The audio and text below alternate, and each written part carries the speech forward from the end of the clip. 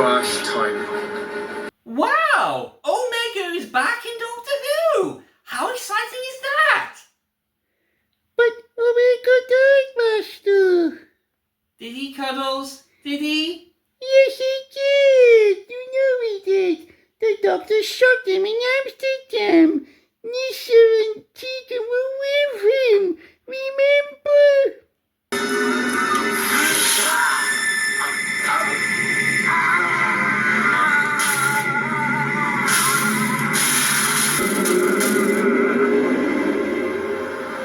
Well, that's nothing, Cuddles. I mean, you know, Rogue Time Lords often return to Doctor Who just in the same way as Spider-Man villains often return in comics and TV shows. So I wouldn't worry too much about it.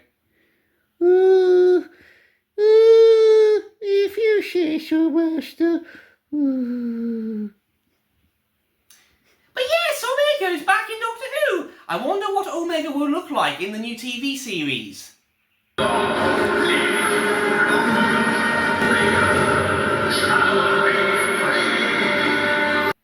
Okay, apparently those were audio clips of Omega, voiced by Stephen Thorne, from the Gallifrey audio story Intervention Earth by Big Finish. Well, surely we'll get to see a glimpse of Omega before the episode ends.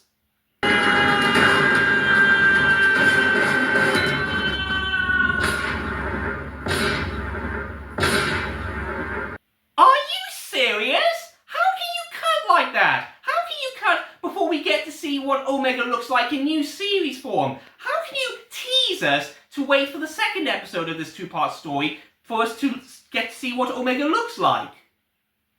Looking forward to it though. I mean, Wishworld has been a gripping opening episode to this two-part finale, hasn't it?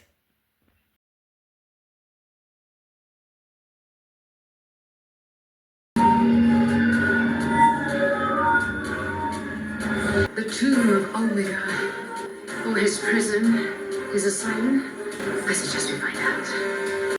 Okay, so this should be interesting. We're finally going to see what Omega looks like in new series form. I'm looking forward to this. I mean, I hope that this will match to the designs of Omega in previous stories, like The Three Doctors and Arc of Infinity.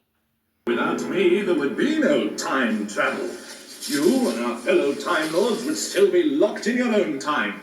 If you cooperate, you will come to no further harm. You intruded where you have no business to be. So yeah, this should be exciting and interesting. I'm looking forward to this. I'm looking forward to seeing what Omega looks like after all these years, after being trapped in the antimatter world, or the Underverse as it's now called. So, what do we get? A giant bone monster that almost makes him look like a skeleton. Are you sure that's not the Ergon? As in one of Omega's failed experiments? Because that looks like one of Omega's failed experiments. Seriously, what's this obsession that Russell T Davies seems to have with turning decent-looking classic Doctor Who villains into giant CGI monsters? It happened with Sutekh in The Legend of Ruby Sunday and Empire of Death. Now it's happened again with Omega in Wishworld and The Reality War. I just don't get this.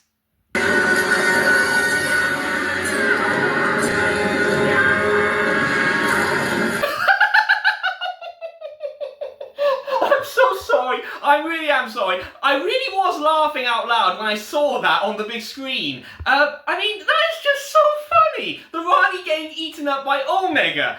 I mean, that's just pure comedy gold. So much for the two Ranis. It's a good night from me. Yeah, I wouldn't expect anything less. She had to use the Rani's time ring to get away, didn't she? Although, does this mean we'll be seeing Mrs. Flood again in future episodes? Will she regenerate? Or bigenerate? This does give me an idea of doing a future Rani story for Doctor Who's 70th anniversary.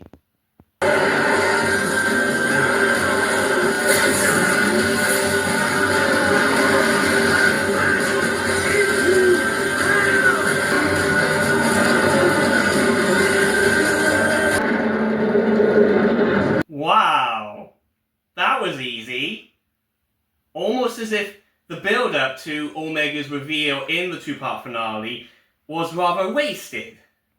I mean, I remember Omega being more difficult to defeat in The Three Doctors and Arc of Infinity.